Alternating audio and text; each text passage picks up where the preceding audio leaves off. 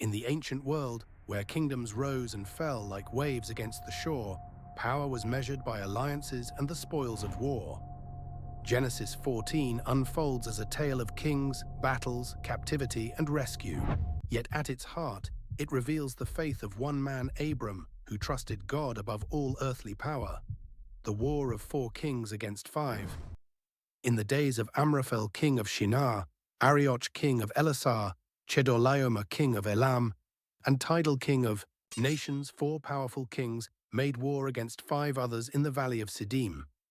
Among the 5 were the kings of Sodom and Gomorrah, ruling over lands that were rich but steeped in wickedness.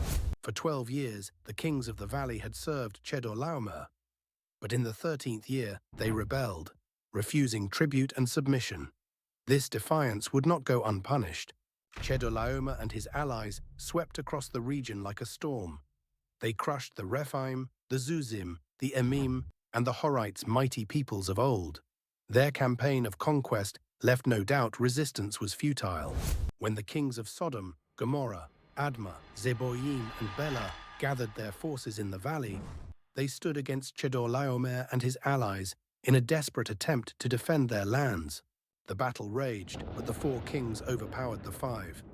The valley of Siddim was filled with tar pits, and as the armies fled, many fell into them. The kings of Sodom and Gomorrah themselves fled, and their cities were plundered. The victors carried away food, wealth, and captives among them. Abram's nephew, Lot. The news reaches Abram. Far away in Hebron, Abram lived in peace near the great oaks of Mamre. But when a survivor escaped the battle and brought him word, Abram learned that his nephew Lot had been taken captive. Though Abram had not sought war, blood called to blood. He would not abandon his family. Abram armed the 318 trained men of his household and set out in pursuit, joined by his allies Mamre, Eshcol, and Aner. The night raid and victory. Abram's pursuit carried him north as far as Dan. Under cover of night, he divided his men and struck suddenly against the armies of the 4 kings. In the chaos, the mighty coalition that had crushed nations fell before Abram's faith-fueled courage. Driving them as far as Hobah, north of Damascus, Abram's men reclaimed the captives and the plunder. Lot was freed, along with all his possessions, and the people of Sodom were delivered. The meeting with the king of Sodom. As Abram returned victorious, the king of Sodom came out to meet him in the valley of Shaveh, the king's valley. But he was not the only king to appear. Melchizedek, king of Salem. Out of the shadows of history stepped a mysterious figure. Melchizedek, king of Salem and priest of God Most High. He brought bread and wine, a gift of blessing and fellowship. Melchizedek blessed Abram, saying, "Blessed be Abram by God Most High, creator of heaven and earth. And blessed be God Most High, who delivered your enemies into your hand." In response, Abram gave him 1/10 of everything, an offering that revealed Abram's heart of gratitude and recognition of God's power. This moment would echo through the ages, as Melchizedek would later be remembered as a type of eternal priesthood, foreshadowing one greater who would come.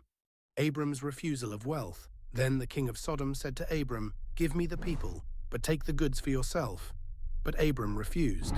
He said, "I have sworn to the Lord, God Most High, creator of heaven and earth, that I will accept nothing belonging to you, not even a thread or a sandal strap, so that you will never be able to say, 'I made Abram rich.'" Abram would not be indebted to the king of Sodom, nor would he compromise his testimony. He accepted only what his allies had earned, but nothing for himself. Reflection. Genesis 14 reveals a striking truth. Abram, with only 318 men, overcame the might of 4 kings because God fought for him. Abram's victory was not about military strength, but about trust in God. In Melchizedek's blessing and Abram's tithe, we glimpse the eternal pattern of worship, faith, and God's sovereignty over the nations. And in Abram's refusal of the king of Sodom's wealth, we see a man who chose God's promise over fleeting gain. Abram had refused the riches of kings, but God himself was about to speak directly to him, offering promises far greater than earthly treasure. In Genesis 15, the covenant deepens, and Abram will hear words that shape the foundation of faith for generations to come.